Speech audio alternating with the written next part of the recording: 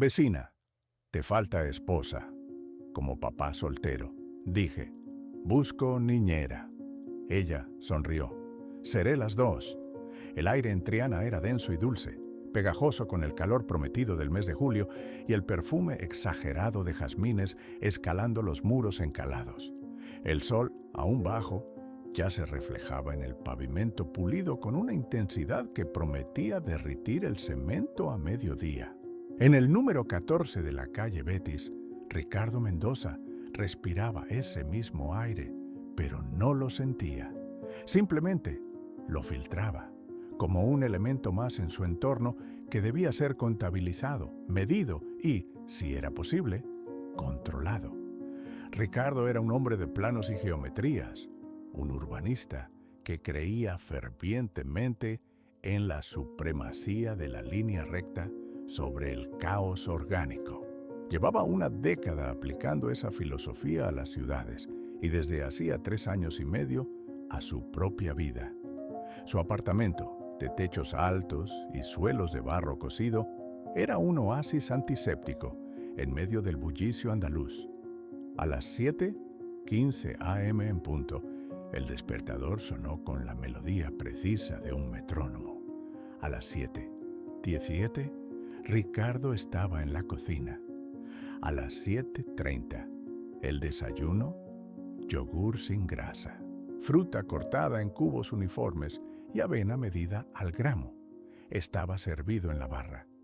En su vida, la eficiencia no era una herramienta, era un escudo. Era la muralla que había levantado meticulosamente después de que Elena, su esposa, muriera inesperadamente por una aneurisma. El amor y la espontaneidad habían traído dolor. La estructura, en cambio, prometía seguridad. Si todo estaba planeado, nada podía sorprenderle. Miró la pizarra blanca en la pared de la cocina, su obra maestra de la logística familiar. Horarios codificados por colores, listas de verificación para mochilas y uniformes, y un cronograma detallado para la semana, incluyendo la hora exacta de la siesta de Lucía, 6 años, y el baño de Carmen, 4 años.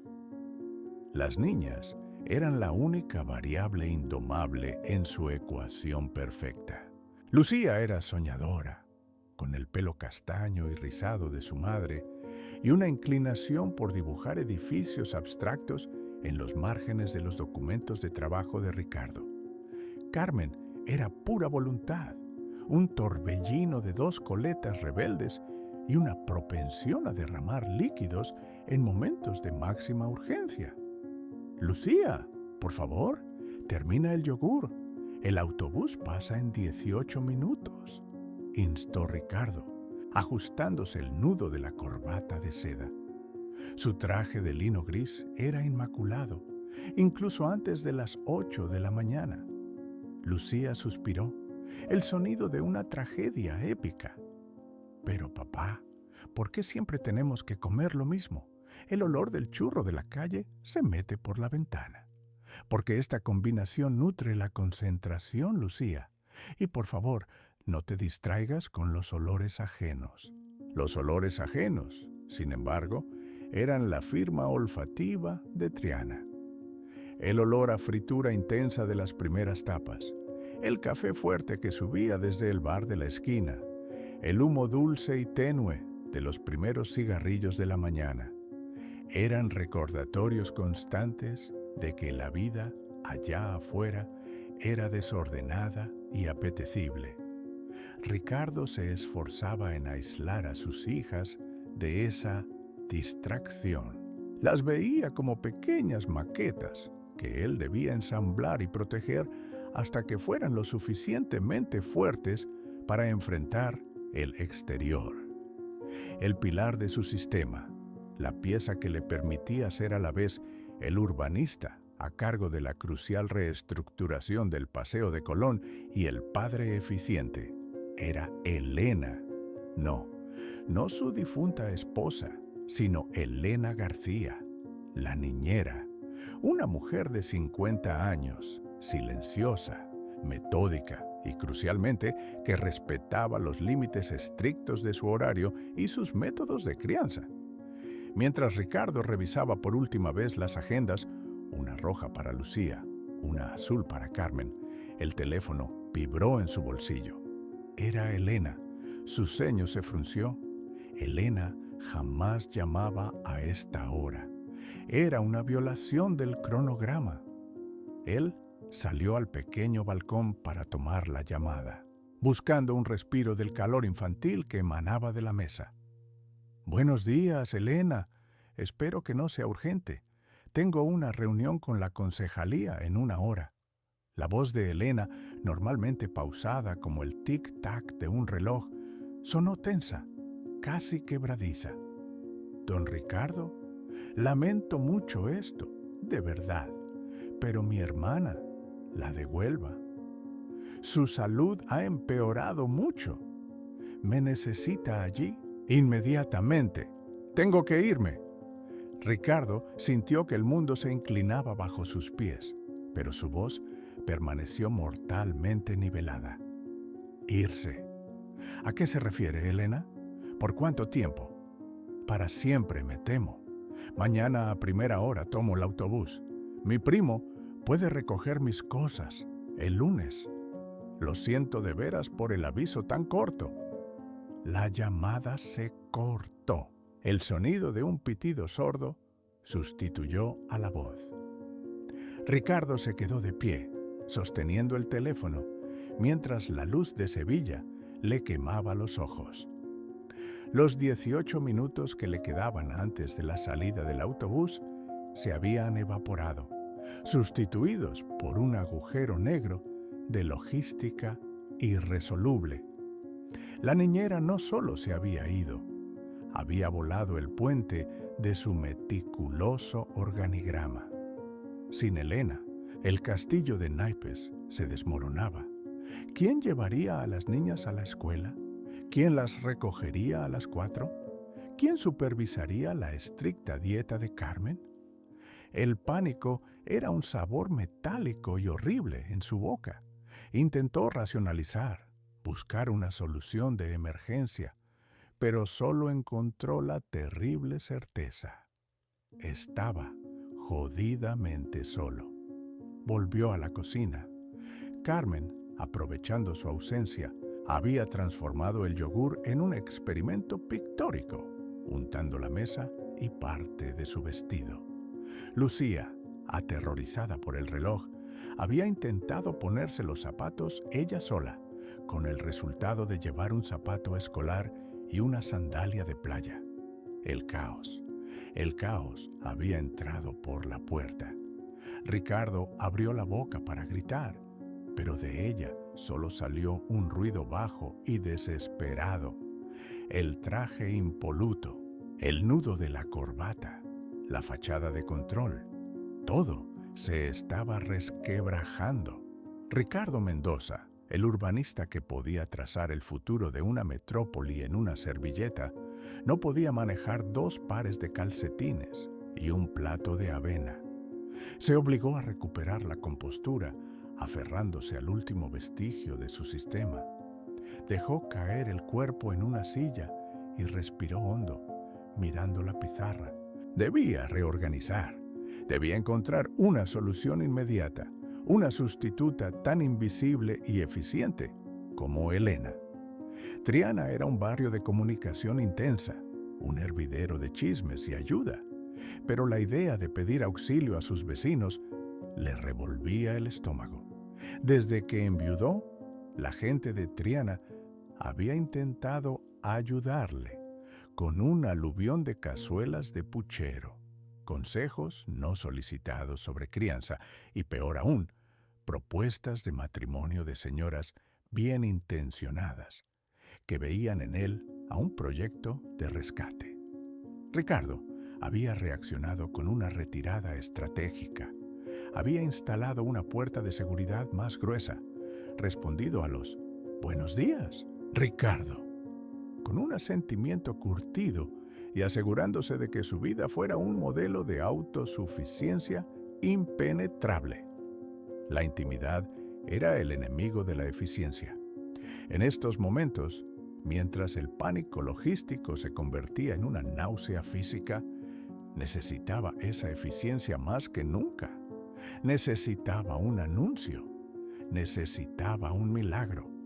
Y lo necesitaba ahora, antes de que el sol de Sevilla lo derritiera. Mientras se limpiaba la mancha de yogur de la manga y empezaba a teclear un anuncio de búsqueda de niñera en su móvil, se detuvo un momento. La historia de un padre soltero intentando navegar las aguas turbulentas de la crianza en un entorno tan cálido y a la vez tan demandante como Sevilla es universal. Antes de continuar, me encantaría saber de dónde nos estás escuchando. Deja un comentario con tu ciudad o país. Es fascinante ver cómo historias tan locales resuenan globalmente. La mañana se deslizó hacia el desastre inevitable. Ricardo tuvo que cancelar la reunión de la concejalía con una excusa endeble sobre una emergencia familiar imprevista. La primera vez que su sistema fallaba tan públicamente. Consiguió vestir a las niñas, aunque Carmen llevaba la camisa al revés. Logró llevarlas a la escuela con 10 minutos de retraso, recibiendo una mirada de desaprobación de sus remedios que pesaba como una tonelada de plomo. Volvió a casa. El apartamento, antes un templo de orden, era ahora el escenario de un crimen logístico. Un zapato de Lucía, el zapato faltante, se encontraba flotando precariamente en el inodoro, un nuevo experimento de Carmen. La avena se había solidificado en las sartenes. Ricardo se quitó la corbata. Por primera vez en meses, sentía el calor real de la casa, no el calor que él había planificado, sino el calor de la vida real. Pasó las siguientes 4 horas al teléfono, haciendo llamadas desesperadas. Agencias de niñeras, listas de espera de 6 semanas. Vecinas, todas ocupadas, o peor, ofreciendo ayuda que se traduciría en cotilleos y cambios a sus métodos. Amigos, viviendo a kilómetros de distancia. A las 12:30 p.m. tenía que ir a recoger a Lucía y Carmen a las 4 p.m. y su agenda de la tarde estaba apilada. No podía resolver el problema, no podía trabajar. La sensación era idéntica al día después de la muerte de Elena. El mismo vacío, la misma parálisis frente a la inmensidad de la vida sin una segunda persona de apoyo. Recordó la promesa que se había hecho. Jamás volvería a perder el control. El control era su única forma de honrar su memoria y proteger a sus hijas. Y ahora, el control se había desvanecido como el humo. Agarró el móvil y, en un acto de rendición, decidió pegar un anuncio físico en el tablón del supermercado del barrio y otro en la ferretería. Era una humillación, un reconocimiento público de su insuficiencia, pero era rápido. Imprimió el anuncio en mayúsculas. Se busca niñera urgente. Pago excelente. Horarios fijos. Contactar. Ricardo Mendoza. Al salir de su portal, la pesada puerta de seguridad se detuvo bruscamente. El portal en el número 14 de la calle Betis era un lugar de tránsito, pero también un punto estratégico de observación. Justo en el primer piso, las ventanas del salón de la vecina, Clara, daban directamente a la entrada. Clara no era una persona. Era un huracán moreno vestido con faldas de colores vivos, anillos grandes y un acento que cortaba el aire. Tenía 40 y tantos. Regentaba una pequeña tienda de antigüedades en la calle Pureza y no conocía la palabra filtro. Su vida era el opuesto absoluto al urbanismo de Ricardo, caótica, ruidosa, empapada de emociones. Y ella lo estaba observando. Clara Estaba sentada en su reja, las manos apoyadas sobre sus caderas generosas, con una expresión que oscilaba entre la diversión y la lástima. Vaya, don Ricardo, ya era hora de que salieras de tu burbuja, dijo Clara, su voz resonando en el patio de luces. Ricardo sintió la sangre subirle al cuello. Se ajustó la chaqueta. Buenos días, Clara. Si me disculpa, tengo prisa. ¿Qué prisa? Ni qué niño muerto. Llevo 3 horas escuchando el teléfono. Y esa pobre muchacha, Elena, llevándose el último camión de la mudanza. ¿Problemas logísticos? ¿Arquitecto? Son asuntos estrictamente privados. Clara se rió, un sonido grave y seco. «¿Privados?», dice. «Aquí en Triana no existe lo privado. El grito de tu Carmen esta mañana era más público que la Semana Santa. Estabas al borde de un colapso nervioso, Mendoza. Y lo entiendo. Es mucha tela para un solo hombre». Ricardo apretó el papel del anuncio en su mano. «Estoy manejándolo. Simplemente tengo que contratar a alguien de reemplazo».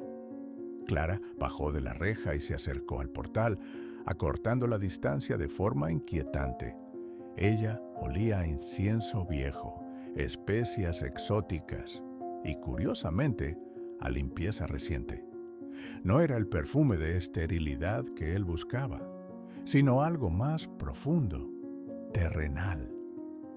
«Manejando», dice. Clara negó con la cabeza, sus pendientes de aro brillando bajo la luz. «Mira, yo te lo voy a decir sin rodeos, como la buena vecina que soy. Observo tu vida. Es perfecta, limpia, medible. Es una vida hermosa en papel, pero no es una vida de verdad». Ricardo sintió que su muro se agrietaba. «Clara, le ruego que no se meta en... Te metes tú solo. Lo que te pasa es que te estás ahogando en tu propia organización. Y tu problema, don Ricardo, no es un problema de calendario, es un problema de corazón». Ella se detuvo a medio metro, mirándolo directamente a los ojos. El calor del día se intensificó, o quizás era solo la energía cruda que emanaba de ella. Finalmente, Clara soltó la sentencia, la frase que Ricardo llevaba 3 años temiendo escuchar en voz alta. El resumen de toda su insuficiencia y el ataque frontal a su sistema de defensa. «A ti, Ricardo Mendoza, te falta esposa». El golpe fue tan fuerte, tan preciso, que tardó un segundo en reaccionar. El aire se fue de sus pulmones. El recuerdo de Elena, el vacío, el agotamiento, todo se condensó en una desesperada rabia defensiva. «Estoy buscando niñera», espetó Ricardo, su voz alta y ronca. Sacudió el papel que tenía en la mano, mostrándole el titular. «Busco niñera». Clara leyó el cartel, y una sonrisa lenta y peligrosa se dibujó en sus labios rojos. No era una sonrisa burlona, sino una sonrisa de absoluta comprensión y desafío. «Ah, ¿sí? ¿Una niñera?». Clara se enderezó, adoptando una postura que Ricardo no sabía si era de negociación o de guerra. Sus ojos brillaron con una audacia que prometía desmantelar cada viga de su existencia ordenada. «Perfecto», dijo ella, con el tono de alguien que acaba de aceptar un reto de vida o muerte. Dio un paso más cerca, forzando a Ricardo a inclinarse ligeramente hacia atrás. «Seré yo». Ricardo parpadeó. «¿Usted qué?». «Seré tu niñera, pero con una pequeña cláusula en el contrato, arquitecto», dijo Clara, con la voz baja y seductora, pero firme como el acero. Extendió la mano. «Seré las dos. Seré las dos». Clara mantuvo la mano extendida, la palma abierta en un gesto que era a la vez de oferta y de exigencia. Ricardo sintió un latigazo de calor ascender por su cuello. Se había pasado la última década construyendo un búnker de orden para protegerse del dolor. Y ahora esta mujer, con su olor a azahar y su descaro trianero, estaba pidiendo la llave maestra. «Retire la mano», ordenó Ricardo, su voz baja y pulida, el tono que usaba para despedir a un contratista incompetente. Clara no la retiró. Su sonrisa se amplió, pero la intensidad de sus ojos no se rebajó. No, y la cláusula arquitecto es esencial. No piensa que le estoy ofreciendo una esclava de limpieza o solo una figura profesional para supervisar tareas. Si voy a entrar en esta casa, voy a entrar entera. Ricardo se cruzó de brazos, sintiendo cómo el traje, por primera vez, le parecía una armadura incómoda. Explíquese con precisión legal. ¿Qué significa seré las dos? Yo busco una niñera que se adhiera a un estricto protocolo de actividades, horarios de comida, y que supervise las tareas escolares según mi calendario. Lo que usted está proponiendo suena a intrusión emocional y logística. ¿Logística? Sí, emocional también. Clara se rió suavemente, una nota grave que resonó en el silencio del portal. Mire, Ricardo, he observado su casa, y no me refiero a las fachadas. He visto a esas niñas, preciosas y despiertas, navegar por una rutina que usted ha calibrado con la precisión de un reloj suizo. Pero los niños no son relojes, son brújulas, y la suya se está volviendo loca de tanto intentar encajar. Señaló el gran portafolio de piel que Ricardo llevaba. Usted vive en diagramas de Gantt y gráficos circulares. Y la vida, Ricardo, es una paella. Es un desastre glorioso de ingredientes que se cocinan juntos. Si me contrata, no solo administro el horario, administro la calidad del tiempo. Administro el caos, pero lo oriento. Yo no acato protocolos, establezco la temperatura, y eso significa que a veces tendré que decirle que está equivocado. Ricardo sintió la presión en la sien. Era absurdo. Una negociación de recursos humanos se había convertido en una diatriba filosófica sobre el urbanismo familiar. ¿Y eso, señora, qué tiene que ver con la figura de la esposa? Clara bajó el tono hasta que fue casi un susurro cómplice, acercándose aún más. Ricardo tuvo que inhalar para no retroceder. Olía a jabón de Marsella y a tabaco de liar. El vacío que usted trata de llenar con un Excel, arquitecto, no es solo la falta de una supervisora de tareas, es la falta de un contrapeso, de alguien que le obligue a soltar ese control asfixiante. Una niñera le obedecería. La esposa, o quien cumpla ese rol, le desafía. Le recuerda que hay cosas más importantes que la eficiencia. Yo seré el caos necesario para que su estructura no colapse de rigidez. Seré la que tire los zapatos en la entrada, la que cocine con mantequilla en lugar de aceite de oliva, por variar, la que permita que las niñas se queden en pijama hasta la hora del almuerzo, si es domingo y llueve, y la que, fundamentalmente, le haga preguntas incómodas sobre por qué demonios está trabajando hasta las 11 de la noche. Eso es completamente inaceptable, replicó Ricardo, su voz ahora tensa. Mis parámetros de trabajo no son negociables, mis horarios. Ahí va el primer error, le interrumpió ella sin brusquedad, pero con autoridad. Todo es negociable cuando su vida es un desastre que ha tenido que confesar a una vecina. Dígame, Ricardo, ¿quiere a alguien que le devuelva la posibilidad de terminar su rascacielos sin que la Junta de Andalucía le llame para que recoja a una niña con fiebre? ¿O prefiere seguir con su metodología fallida? El silencio que siguió fue el sonido de una derrota profesional. Ricardo miró su reloj. Tenía una conferencia por Zoom en 10 minutos con Doha. No había ninguna otra candidata. No había tiempo. «De acuerdo», dijo, mordiendo cada sílaba.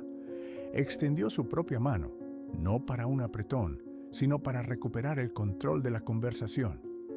«Acepto el principio de que usted gestionará la logística y la parte emocional. Pero permítame establecer mis términos. Primero, respeto absoluto a mi espacio de trabajo. Cuando estoy en el estudio, no existo. Segundo, su remuneración será generosa, pero la relación es estrictamente profesional». Clara soltó una carcajada, corta y vibrante. «Vaya, qué pena. Pensé que podríamos haberlo dejado en un apretón de manos entre amigos». «No, es un contrato. Y por último», Ricardo la miró directamente a los ojos con una advertencia fría. «Si mis hijas o yo sentimos que está cruzando la línea de la moralidad, o si veo la más mínima prueba de que está socavando mi autoridad como padre, se acabó. ¿Entendido?». Clara asintió. Por fin apretó su mano y el contacto fue firme, caliente, eléctrico. «Entendido. Empiezo mañana a las 7. Y no espere encontrar la leche desnatada en el mismo sitio, arquitecto. La organización de la nevera es mi primer proyecto». Ricardo pasó la noche en vela, redactando un anexo al contrato que intentaba delimitar las funciones de esposa, sin usar la palabra. Lo dejó en coordinadora de estabilidad doméstica y contrapunto parental. Parecía ridículo, incluso en el frío lenguaje legalista que tanto amaba. A las 7:10 de la mañana siguiente, el sonido de la música flamenca, a un volumen sorprendentemente decente para ser tan temprano, se filtró bajo la puerta de su estudio. Ricardo Mendoza diseñó su casa para el silencio. Las paredes eran gruesas, los ventanales dobles. La distribución permitía una total separación entre el ala de trabajo y el ala doméstica. Ahora, el estudio se sentía invadido. Se levantó con el ceño fruncido y se dirigió a la cocina. Clara estaba allí con un delantal floreado que jamás se habría permitido en esa cocina de acero inoxidable y mármol blanco. Había un plato de huevos revueltos con cilantro. Cilantro, un ingrediente que no existía en el menú semanal meticulosamente planificado, y un cuenco de fruta fresca. Las niñas, Elisa, 6, y Marina, 4, estaban sentadas en la isla de la cocina, riendo. «¿Qué es esto?», preguntó Ricardo, señalando la nevera. Clara había pegado un dibujo infantil hecho con ceras, un sol mal dibujado con patas, justo en el centro del panel de acero. «Alegría», respondió Clara, sin dejar de batir algo en un tazón. «Un elemento nuevo en su diseño interior. Desayuno. Siéntese». Ricardo miró el reloj. Faltaban 16 minutos para la hora reglamentaria de inicio del desayuno. El horario es a las 7:30 y la rutina dietética no incluye esto, señaló el cilantro. La rutina dietética incluía avena insípida de bote. Clara le dio un pequeño empujón con el codo, el gesto más íntimo que nadie se había atrevido a hacerle en años. «Y el horario de Triana empieza cuando el cuerpo lo pide, no cuando el ingeniero lo dicta. Hoy lo ha pedido pronto. Siéntese». Elisa, su hija mayor, que normalmente era una niña de silencios y asentimientos, habló. «Papá, Clara nos ha puesto música. Es de Camarón». «Es muy importante que crezcáis con arte andaluz», explicó Clara, girándose hacia Ricardo. «Es un nutriente cultural, igual que las vitaminas. Ahora, Ricardo, ¿tienes leche entera?». «No, solo desnatada. Es más ligera y profesional». Clara suspiró con teatralidad, llevándose una mano al pecho. Ay, Dios, profesional, eres un hombre tan triste. Ya me encargaré yo. Hoy, café solo. Pero siéntate, por favor. Ricardo se sentó. Lo hizo más por la urgencia de terminar la confrontación y volver a su estudio que por genuina obediencia. Pero al hacerlo, se dio cuenta de algo chocante. La mesa, que era un punto constante de tensión y prisa, estaba relajada. Marina no estaba lloriqueando por su calcetín perdido, y Elisa no estaba revisando su mochila con ansiedad. Comió los huevos revueltos. Estaban deliciosos. ¿Y qué hará hoy?, preguntó Ricardo, tratando de reconducir la conversación a lo laboral. Primero, llevo a las niñas al colegio.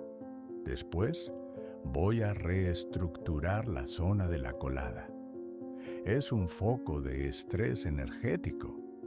Y luego, voy a ir a la librería. Sus estanterías de cuentos infantiles parecen una biblioteca universitaria. Necesitamos cuentos de dragones que no tengan una moraleja sobre el liderazgo y la economía sostenible. Los cuentos que elegí fomentan el pensamiento crítico. ¿Y el insomnio?, replicó ella secando el tazón. Mira, Ricardo, tus problemas no son solo de horario, son de ambiente. Necesitas un hogar, no una terminal de aeropuerto. Mientras yo esté aquí, lo tendrás. Y si te molesta el flamenco, ponte tapones, que estoy a punto de poner algo de Lola Flores. La primera semana fue un asedio constante. Clara no solo cumplía su promesa de ser la niñera eficiente, las niñas estaban limpias, a tiempo y alimentadas, sino que ejercía su rol de contrapunto parental, con saña. Su metodología era la antítesis del sistema Ricardo. El plan de estudio del lunes tarde se convirtió en la tarde de creación libre, que implicó pintura con dedos en la terraza. La sección de documentación importante de la nevera, con los horarios del ballet y el fútbol, fue reemplazada por la lista de la compra manuscrita de Clara, salpicada con un café. Y lo peor de todo, Clara invadía su espacio mental. Un martes por la tarde, Ricardo estaba inmerso en la revisión de los planos estructurales de la Torre de Jeddah. Su puerta, que siempre estaba cerrada, se abrió con un golpe seco. Clara entró sin llamar. Llevaba a Marina dormida sobre el hombro, y sus ojos, generalmente vivaces, mostraban una preocupación genuina. ¿Qué pasa?, preguntó Ricardo, molesto por la interrupción. Tu hija tiene pesadillas.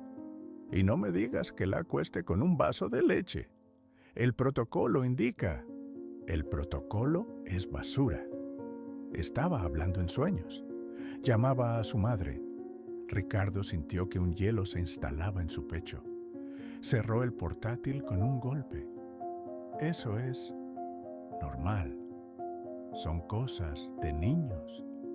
No, no lo es. Hace 3 años que su madre murió, Ricardo. Y tú has erigido una muralla de silencio alrededor de ese tema que haría palidecer al muro de Adriano. Cuando una niña llora por su madre, no le pones música, no le das una galleta. La nombras. Le agradezco el diagnóstico, pero yo sé cómo criar a mis hijas. Hemos superado el duelo. Clara se acercó, depositando a Marina en el pequeño sofá de cuero de su estudio. Luego, se enderezó para mirarle. ¿Superado? ¿De verdad lo crees? Superar el duelo no es enterrar los recuerdos bajo una pila de trabajo y eficiencia. Mira, Ricardo, eres un genio con el hormigón y el acero, pero eres un desastre gestionando lo intangible. Tu mujer, lo siento por ti, se ha convertido en una ausencia con la que no se puede hablar. Es un fantasma silencioso que tú mantienes así, por miedo a que el dolor regrese. Ricardo se levantó tan rápido que la silla patinó contra el suelo. ¡Basta! Esto es una violación directa de mi privacidad parental. Usted es la niñera, Clara. Su trabajo es cuidar a las niñas, no psicoanalizar mi metodología familiar. Yo soy el padre. Y por eso tengo el deber de señalarte cuando estás equivocándote. Lo aceptaste. El pacto. Seré las dos, ¿recuerdas?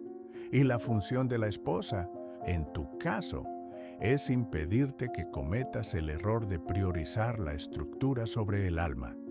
Tus hijas no necesitan un plan de estudios, necesitan permiso para sentir y para recordar en voz alta a la mujer que ya no está. El aire en el estudio se había vuelto denso, cargado de una frustración que no era solo rabia, sino el miedo de Ricardo a que Clara tuviera razón. Ella había tocado el punto más vulnerable de su sistema, la decisión consciente de convertir a Ana en una figura de recuerdo solemne e intocable, para evitar el descontrol que sintió al perderla. ¿Y qué propone, terapeuta improvisada?, preguntó con sarcasmo.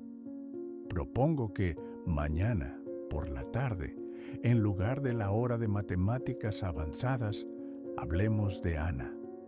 Que nos sentemos con las niñas, miremos las fotos, que les permitas llorar si tienen que hacerlo, y que tú les recuerdes que ella sigue aquí, en el desorden de los juguetes y en la alegría de Triana, no en ese altar frío de recuerdos que tienes en la estantería. Ricardo miró el retrato enmarcado de Ana, su esposa. Sonreía, vestida de rojo. Estaba en el estante más alto, inalcanzable. No puedo hacer eso, es demasiado descontrolado. Clara se sentó en el escritorio casualmente, justo al borde de sus planos de Jeddah. ¿Descontrolado o doloroso? Te equivocas si crees que si lo ignoras, el dolor se va. El dolor se enquista y se convierte en miedo. Y tú vives aterrado, Ricardo, aterrado de que si no lo planificas todo, si no lo tienes todo bajo control, el mundo se te caiga otra vez encima. Y entiendo por qué, pero no voy a permitir que uses a tus hijas como barricada.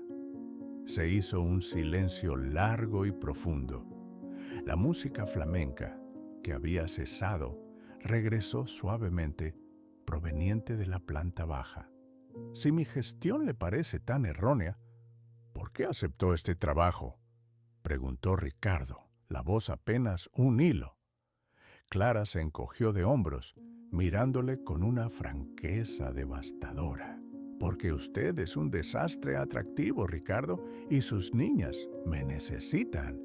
El orden es una disciplina hermosa, pero el amor es una necesidad. Y usted ha sustituido lo segundo por lo primero. Voy a deshacer ese cálculo, por mucho que le pese. Se levantó, recogió una manta y cubrió a Marina.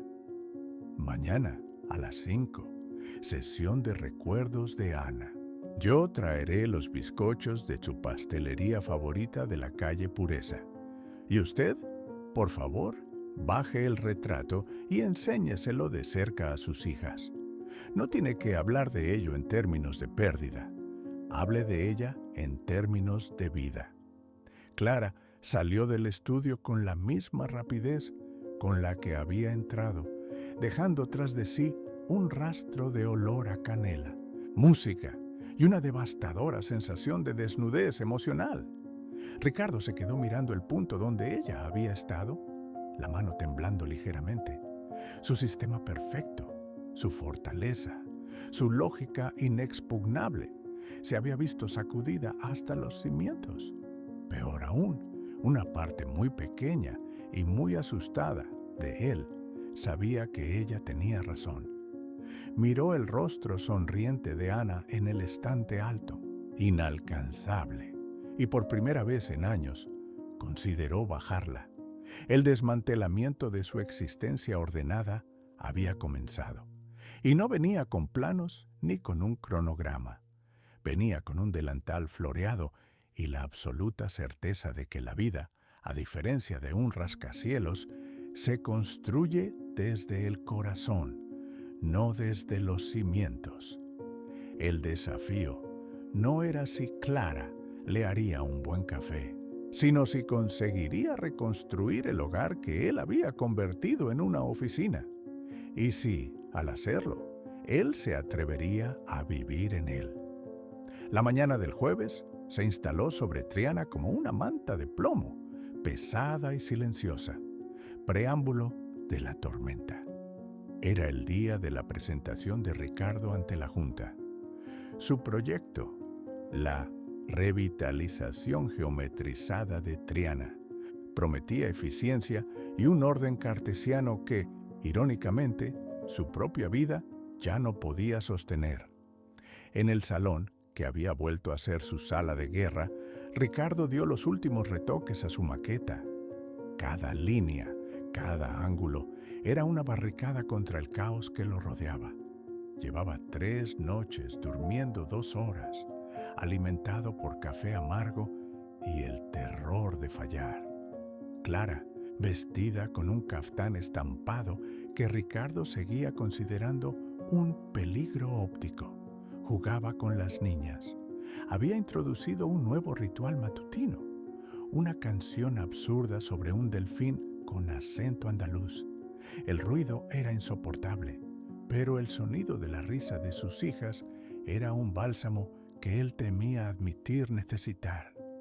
Clara se acercó al escritorio, deslizando una taza de poleá humeante. «Te vas a caer de la silla, Ricardo. ¿Has desayunado algo sólido?»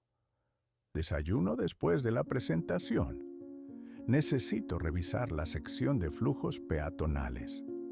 Te dije que el silencio era primordial hoy.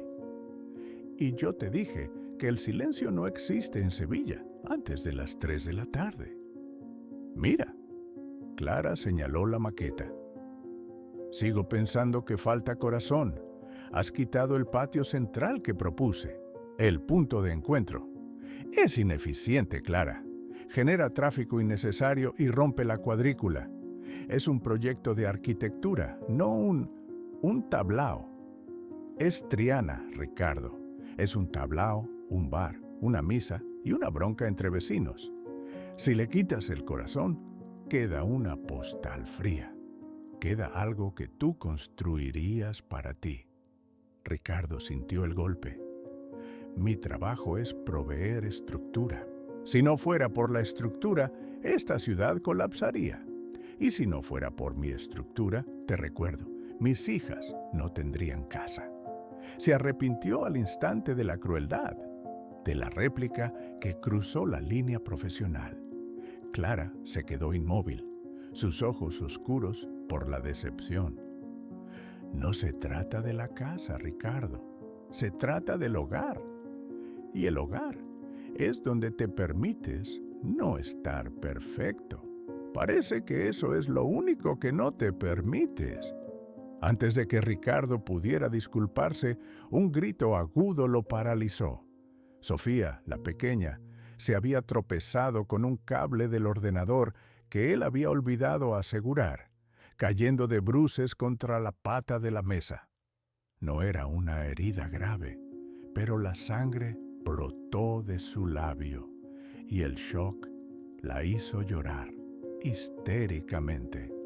Ricardo, automáticamente, buscó el botiquín etiquetado, la gasa esterilizada, el protocolo. «Cálmate, Sofía. Estoy aquí. Necesito un hielo envuelto. El protocolo de laceraciones. El protocolo a paseo. Arquitecto», rugió Clara.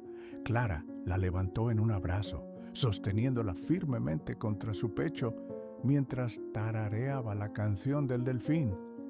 La niña, sorprendentemente, empezó a calmarse entre sollozos.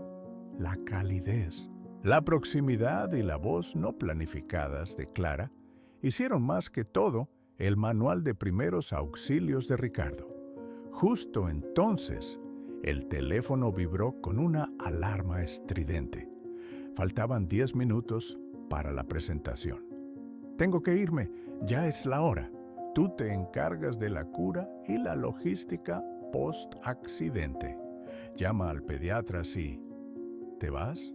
Clara lo miró con una incredulidad que punzaba como un alfiler caliente. Su tono no era de enfado, sino de lástima. Tu hija está sangrando, asustada, y tú vas a defender una cuadrícula de asfalto. Es la oportunidad de mi vida. Esto paga el futuro. Es mi responsabilidad. Tu responsabilidad está aquí, hecha un mar de lágrimas.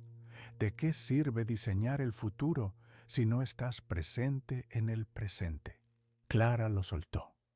Por primera vez en meses, su sonrisa desapareció por completo. Se veía exhausta, derrotada por la obstinación de él. Mira, Ricardo, me contrataste como niñera y he intentado ser más. Pero si tu prioridad es esta mentira de control, entonces yo no tengo cabida aquí. La vida no se mete en una agenda. Y yo estoy harta de intentar que me hagas un hueco en la tuya. Clara se giró, tomó un pañuelo de papel del escritorio sin desinfectar, pensó Ricardo con un tic nervioso, y presionó suavemente el labio de Sofía. Vete a tu reunión, yo me encargo de mi parte del contrato, pero cuando vuelva, mis cosas estarán hechas. Te busco una niñera más eficiente y menos esposa. Ricardo se quedó de pie, paralizado. El maletín impecable y brillante se sentía pesado en su mano. La presentación, el futuro, la seguridad, todo lo que había construido sobre la losa de su dolor. Miró a Clara, que ya caminaba hacia la habitación de Sofía, y en ese instante vio que, si ella se iba, no solo se llevaría el caos y el olor a jazmín, se llevaría el aire. Se llevó la mano al pecho, sintiendo una opresión que no era pánico por el trabajo, sino el terror hueco de la pérdida que volvía a abrirse. No había protocolo para esto. No había plan B para el alma. El motor de arranque del taxi que lo esperaba en la calle sonó impaciente. Ricardo tomó un respiro. El aire de Triana le llenó los pulmones de polvo, calor y olor a fritura. Se giró hacia la maqueta, la perfecta, geométrica, fría maqueta. Su proyecto era una negación de la vida que se desarrollaba fuera de su portal. Ruidosa, espontánea, humana. Vio el espacio vacío donde Clara había propuesto el patio y entendió. Él había pasado los últimos años de su vida quitándole los patios a su existencia. Había diseñado una fortaleza perfecta y ahora estaba solo dentro de sus muros. Dejó caer el maletín. El sonido resonó en el silencio, un golpe seco que rompió el hechizo de su obsesión. «¡Ricardo! ¡El taxi!», gritó Clara desde el pasillo. Él se dirigió a ella, pero no a la sala de juntas. Se dirigió al pasillo, hacia la puerta de la habitación de su hija. Clara. Ella se detuvo, con Sofía acurrucada en sus brazos. «Voy a la reunión, Ricardo. No lo hagas más difícil». «No voy a ir», dijo él, la voz raspada por el pánico de la honestidad. «La junta puede esperar. El futuro puede esperar». Clara no parecía conmovida, solo cansada. «No hagas esto. No me hagas creer que entiendes, solo para volver a la tabla de Excel mañana». «No es la tabla de Excel. ¿Eres tú?» «No, no es eso.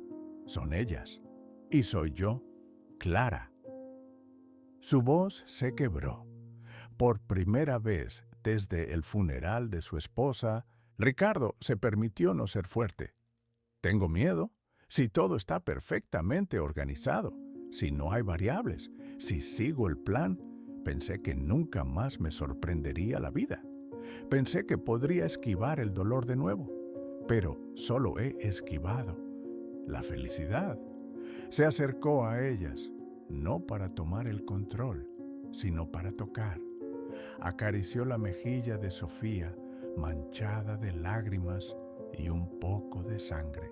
He diseñado mi vida como un búnker, y tú entraste con un martillo y dijiste que tenía que haber ventanas. Tenías razón sobre la maqueta, le falta el patio, y le falta la gente, le falto yo en ella. Clara bajó a Sofía al suelo, que se aferró a su pierna. Ella le sostuvo la mirada. ¿Y qué vas a hacer, Ricardo? ¿Diseñar un plan para enamorarte? No, voy a dejar de diseñar.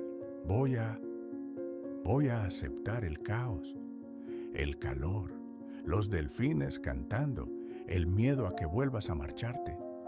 Dio un paso hacia ella, dejando atrás el escritorio, el maletín, la rigidez de su postura. Busqué una niñera por miedo.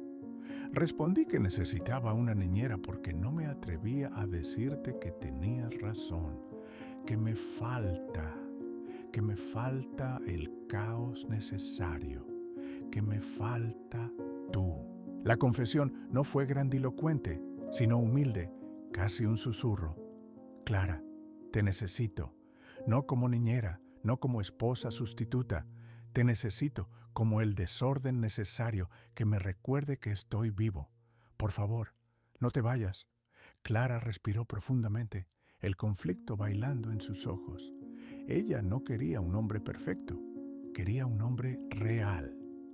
Ya era hora, Ricardo Mendoza, ya era hora de que salieras de tu propia sombra. La presentación se perdió, o al menos la planeada. Ricardo llamó a la junta una hora más tarde, disculpándose vagamente por una emergencia familiar irrefutable. Les dijo que necesitaba una prórroga y que su proyecto original era defectuoso. Hemos creado una pieza de museo sin vida. Lo que Triana necesita no es eficiencia, es comunidad.